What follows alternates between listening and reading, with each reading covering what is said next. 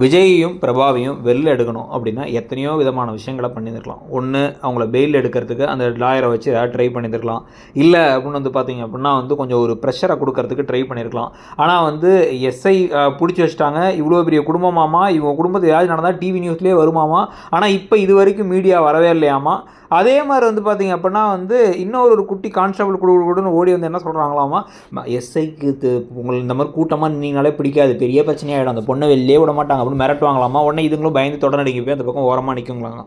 இதெல்லாம் எந்த ஊரில் வந்து பிலீவபுளாக இருக்குங்கிறது தெரியல. அது மட்டும் இல்லாமல் வந்து அழகியை வச்சு டார்ச்சர் பண்ணால் வேறு வழி இல்லாமல் வந்து இவங்க கேஸை வாபஸ் வாங்கிடுவாங்க அப்படின்ட்டாங்க. நைட் ஆகிடுச்சு. ஆல்ரெடி இருட்டாகி எல்லா ரூம்லையும் கதவை சாத்திக்கிட்டாங்க. இவங்க தூங்க முடியாமல் இருக்காங்க அப்படின்னு கொண்டு போயிட்டுருக்காங்க கதையை. இதில் என்ன போய் நமக்கு வந்து இதெல்லாம் வந்து லாஜிக்கலாக இருக்கா அப்படின்னு கேட்டால் அதெல்லாம் இல்லை. கண்டிப்பாக வந்து மகாவும் ஐஸ்வர்யாவும் சாதிச்சிருவாங்க அப்படிங்கிறாங்க.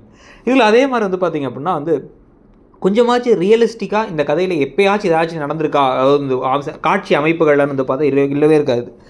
யாருமே கொஞ்சம் கூட வீட்டில் போடுற மாதிரி ட்ரெஸ் போட்டிருக்கவே மாட்டாங்க. எப்பயுமே சும்மா நைட்டு ஒரு 12 மணிக்கோ 1 மணிக்கோ வந்து சோஃபாவில் படுத்து தூங்கிட்டு இருக்காரு விஜய் அப்படின்னு கூப்பிட்றதுக்கு வரும்போது கூட வந்து பார்த்திங்கன்னா கழுத்தில் ஒரு ஃபுல் செட்டு போட்டு வச்சுருப்பாங்க. இப்போ நம்மளுடைய லிங்க்ஸ்லேயே கீழே வந்து ப்ராடக்ட்ஸ்னு சொல்லிட்டு ஷாப்பிங்கில் இருக்கும், டிஸ்கிரிப்ஷனில் இருக்கும், வந்து பார்த்திங்கன்னா மென்த்ராவில் சூப்பரான ஜுவல்லரி செட்டெல்லாம் இருக்குது.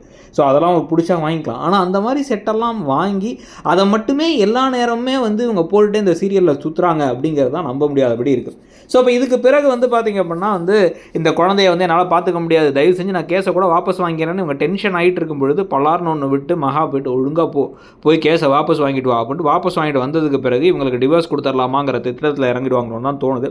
ஆனால் இப்படியே இந்த கதையில் வந்து ஒரு மாதிரி ஒரு எதை நோக்கி போகுது பயணிக்குதுங்கிறது இல்லாமல் கொண்டு போயிட்டு இருக்கிறதுங்கிறது கொஞ்சம் இன்ட்ரெஸ்டிங்கான எபிசோட்ஸ் வரும்போது ஓகே. மற்ற நேரங்களில் சலிப்பாயிடுது. என்னடா கதை இது, எதை நோக்கி போகுது அப்படின்னு கேள்வி நமக்கு வர ஆரம்பிச்சிருது. உங்களுக்கு என்ன தோணுதுங்கிறத சொல்லுங்கள். தேங்க்யூ.